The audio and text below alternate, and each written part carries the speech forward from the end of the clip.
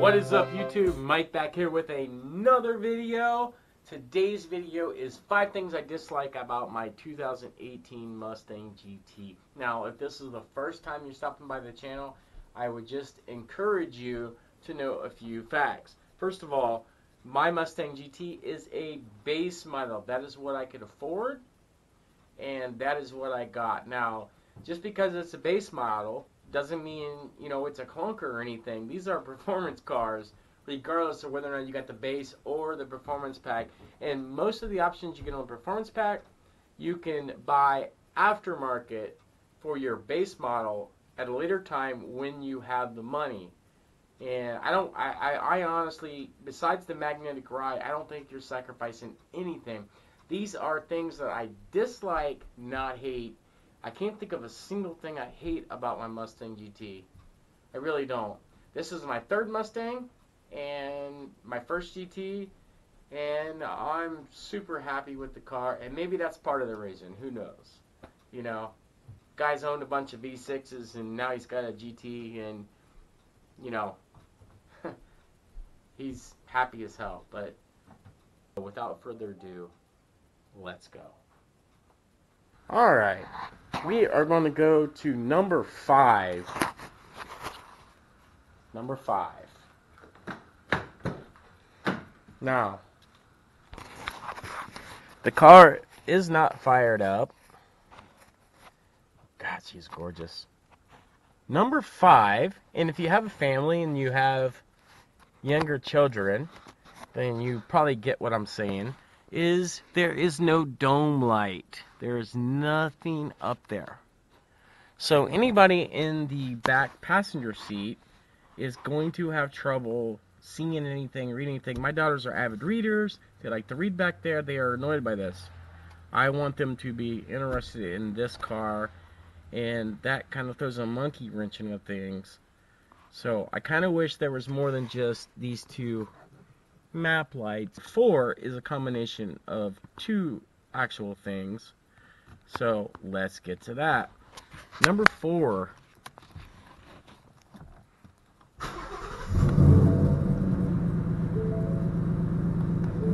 Number 4 happens to be the backup camera in the base model. It is a 4-inch screen, and it's almost obsolete, like unusable. So let me show you what I'm talking about. When I put the car in reverse, that is what you see. It is so small that you end up almost every time turning around and looking out the back window. I use this to look for pedestrians and stuff, but other than that, I really don't use it to back up. I really don't. And partnering with that for number 4 is the keys are in my pocket. And when I get out of this car and I shut the door, I get the double beep. I can't even begin to describe how much I hate that about this car. I kind of get it, but I kind of hate it. Actually, I really hate it. Alright, moving on to number 3. The tires. Now, my car, although it's a base model, has the Pirelli 255/40 19s. I believe the actual base model has 18s. I don't know that for sure, but I can tell you that these tires are not wide enough to handle the power. This car has 460 horsepower rated at the engine, and this car has been dynoed, and it does have 418 horsepower to the wheels, and these tires aren't even close to being sufficient. I understand that they don't handle well in the snow. It's a sports car. They shouldn't. This is my daily driver. and it's on me to buy winter tires for it. But in the summer, they should be able to at least handle most of the power, and they do not. I believe that these cars should have at least 275s on the back at the very least, but I don't know. Maybe I'm just being ticky-tacky. Heck, I don't know. Number 2 on the list is checking the oil on the dipstick. Now, checking the oil on these Gen 3 Coyotes has become a task. I have owned 2 other Mustangs. They were V6s, but yet they're still Mustangs. They have the same dipstick, the same everything. Engine displacement's about the only different thing. And I never had a single problem checking the oil on those Mustangs, but I do in this one. Let me tell you what I'm talking about with this short clip. Alright guys, so Gen 3 Coyote checking the oil. What do I mean by what I just said? So basically, when you check your oil, obviously, you may look at it when you first pull it out. Okay? The longer you let it set, the more accurate reading you're going to get. Now, I've had my dealership bump start my engine saying that that's going to be a more accurate reading. I disagree with them. And maybe that's just the old school guy in me, but the longer you let this thing set, the more the oil flows down and settles, and the more accurate reading you get. Now, on these cars, let me show you what happens. So, I'm putting the rib side of the dipstick towards the tire. The most accurate reading is going to be towards the engine. So this rib side is going to have an inaccurate reading, and the plain straight metal side is going to have the accurate reading. Now let me show you what I mean by that. This is the back side of the dipstick with the rib side that was facing the tires. I'm going to turn that so you guys can see it. Hopefully that's coming off on camera. I really hope it is. It's showing the oil clear up here. It's all over the place. But if you turn to the back side, and oil is drained off of there since I've held it so long, but it's clearly right there between the two things. Let me show you that one more time.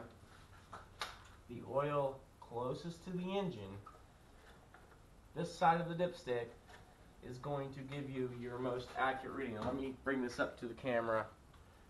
Fresh. See that? That's where my oil is. A hair above the bottom dot. And that's what I'm talking about. I've owned several Mustangs, and generally they all give me a good reading on both sides. But this car apparently has a more pronounced bend in the tube, and once you pull it out and stick it back in and pull it back out, the bend of the tube on the driver's side tire is going to smear oil on it and give you an inaccurate reading. If you want the most accurate reading, check the dipstick on the side of the engine. Alright, so now you get what I'm saying about the oil. So let's get on to the number one thing I hate about this.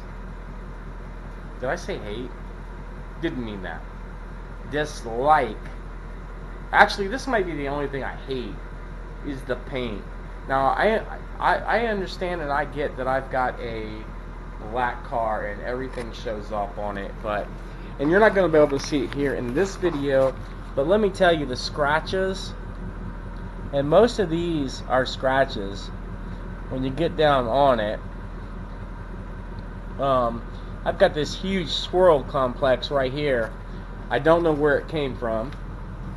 And then back here, I've got these massive scratches. The deck lids are notorious for scratching. It doesn't matter what Mustang you have. These things are going to scratch up just by, if I do that, that's going to be a scratch when this car dries and gets cleaned up. So if I would severely suggest you guys get some kind of coating or something on your car to protect your investment. I wish I had done that. I did not do that, and now I kind of regret it.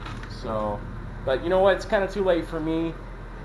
This car has got almost 15,000 miles on it. I have enjoyed every damn minute of this car. Let's see how many miles it's got on it. 15,985. So in 15 miles, I'm gonna have 16,000 miles. And I gotta tell you, man, I've enjoyed the hell out of it.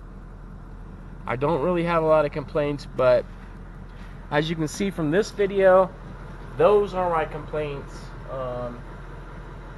And they're pretty minor. I haven't had any major problems out of it. No engine failures, nothing like that. Obviously, I've got the engine tick, but sometimes I don't have the engine tick. It's really weird. It's there for 5 consecutive weeks, and it disappears. Like today, yesterday, and the day before, I have not heard it. So it's pretty weird.